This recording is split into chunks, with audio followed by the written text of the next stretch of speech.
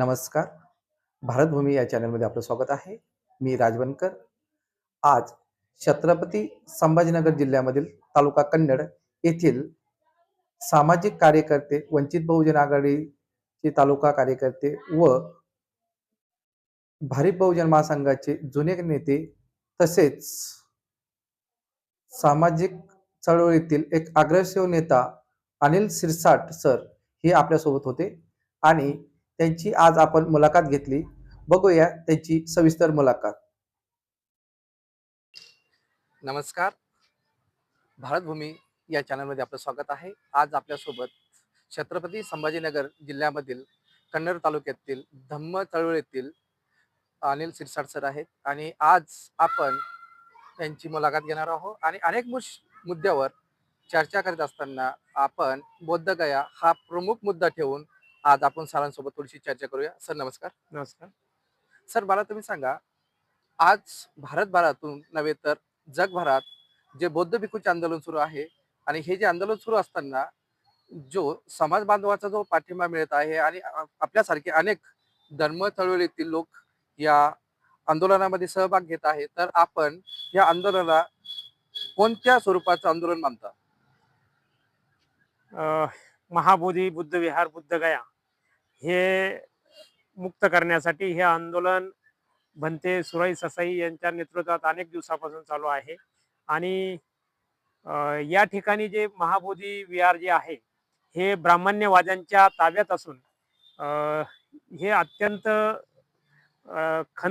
खेदजनक बाब आहे की प्रत्येक धर्मांच्या नुसार प्रत्येक धर्मांचे धर्मस्थळ जे आहे ते ज्या ज्या ज्या धम्माच्या ताब्यात असताना महाबोधी बुद्ध विहार हे फक्त ब्राह्मणांच्या ताब्यात आहे. या ठिकाणी कर्मकांड सारखे प्रकार होतात आणि बुद्ध धम्म हा कर्मकांडांना नाकारणारा धम्म आहे. परंतु या ठिकाणी जे ब्राह्मण आहे त्या ब्राह्मणांच्या ताब्यात हे विहार अनेक दिवसापासून आहे. हे मुक्त झालं पाहिजे यासाठीची ही जी चळवळ आहे ही आज मोठ्या प्रमाणात सुरू आहे.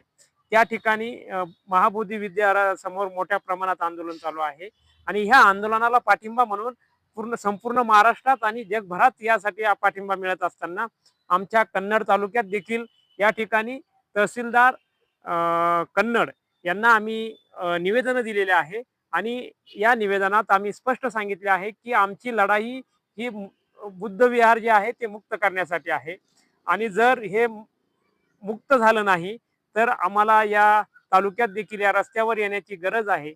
म्हणून आम्ही या आंदोलनाकडे या दृष्टीने पाहतो की हे लवकरात लवकर मुक्त व्हावं. भारतामध्ये 1949ला बोधगया बिहार सरकारने कायदा केला होता. त्या कायद्यानुसार त्याची एक कमिटी आहे. त्या कमिटीवर 4 हिंदू, 4 बौद्ध आणि एक कलेक्टर तिथला अध्यक्ष असतो. तर ही कमिटी तुम्हाला कशी वाटते? ही कमिटीच अत्यंत दुर्दैवी आहे की या कमिटीमध्ये मला वाटतं एकही बौद्ध नाही. यामध्ये जास्तीचे ब्राह्मण समाजाचे आहे आणि त्या ठिकाणी जी सेवा करण्याची जे लोक आहे ते ब्राह्मण आहे. बौद्धांना त्या ठिकाणी स्थानच नाही. अच्छा. पूर्वीचा एक फोटो व्हायरल होतोय आणि पूर्वीच्या फोटोमध्ये दाखवतात की ते जे बौद्ध विहार आहे, बोधगयामधलं महाबोधी महाविहार, तर त्या बौद्ध विहाराच्या आजूबाजूला कुठलंही मंदिर नव्हतं. आज रोजी तिथं मंदिर आहे. याचं काय कारण असावं असं आपल्याला वाटतं? नाही, खरं तर बौद्ध धम्म हा अत्यंत जुना आहे आणि बुद्ध धम्मच या भारतामध्ये जो आहे तो उदयास आलेला होता. अशोक सम्राटाच्या काळात अनेक ठिकाणी या विहारांना मोठ्या प्रमाणात हे करण्यात आलं. परंतु पुढे जे आहे तर अशोक सम्राटानंतर मध्यंतरी या ब्राह्मण्यवाद्यांनी इथला बौद्ध धम्म मोठा होत असताना अनेकांनी या ठिकाणच्या ब्राह्मण्यवादांनी इथला बौद्ध विहार कसे लयास जातील, त्या ठिकाणी त्याला कसं हिंदूचं मंदिर करण्यात येईल अशा प्रकारचे हे झाले आणि नीती आखल्या गेली. आणि म्हणून अनेक ठिकाणचे जर विहार जे बघितले, स्तूपाचे प्रकार बघितले, तर हे हिंदू धर्माच्या ज्या मंदिराचं कन्व्हर्शन केलेलं मला असं त्यामध्ये आढळून येतं. अच्छा. तर बौद्ध विहार आणि हिंदू धर्माचे मंदिर यांच्यात साम्य असं आहे असं आपल्याला वाटतं का? हो, आहे. तर तिथं 5 पांडव दाखवलेले आहेत बौद्ध गयामध्ये आणि 5 पांडवाच्या ज्या मूर्त्या आहेत तर त्या मूर्त्या आज रोजी ज्या कोरीव नसून सदर गौतम बुद्धाची मूर्ती पण त्याला 5 पांडव असं म्हणलं जातं. तर हा कुठला प्रकार आहे असं तुम्हाला वाटतं? की हा प्रकारच इथं आहे, की इथं प्रत्येक बुद्ध विहार आणि बुद्ध मूर्त्यांना हिंदू धर्माचे दैवीकरण करण्याचा प्रयत्न या ठिकाणी झालेला आहे. म्हणूनच अनेक ठिकाणी जे आहे, तर आपण जर बघितलं चांगलं निरीक्षण करून जर बघितलं, तर अनेक मूर्त्या ह्या बुद्धाशी मिळणाऱ्या आहे. म्हणजे इथलं वर्णव्यवस्थेने इथल्या बुद्धांचा धम्म दाबण्याचा प्रयत्न झालेला आहे.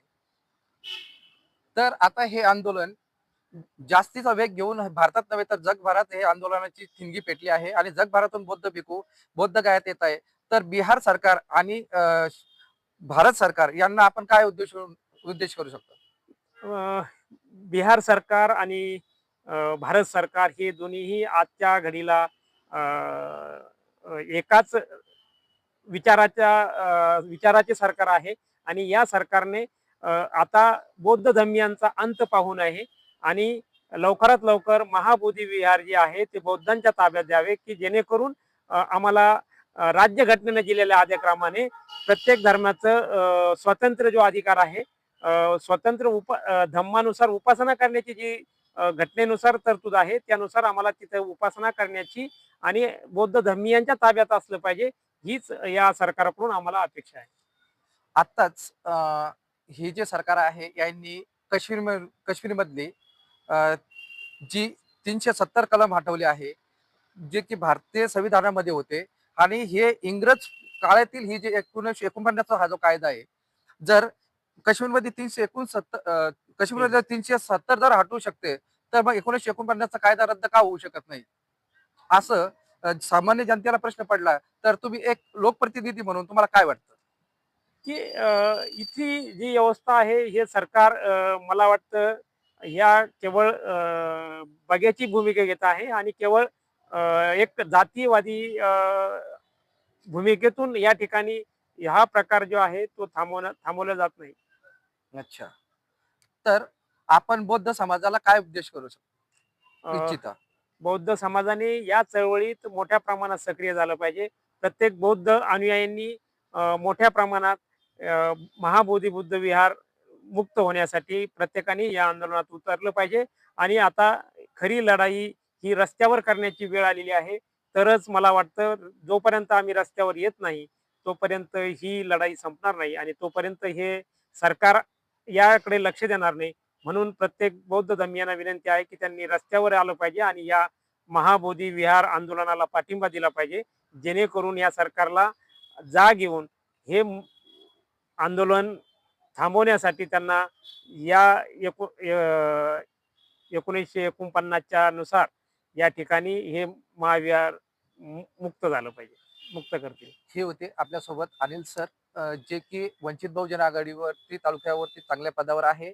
भारतीय बौद्ध महासभेच्या पदावरती आहे आणि अनेक समाज कार्य याच्यामध्ये समोर असतात.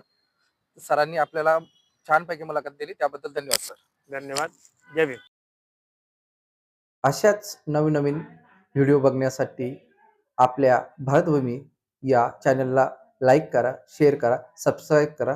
धन्यवाद.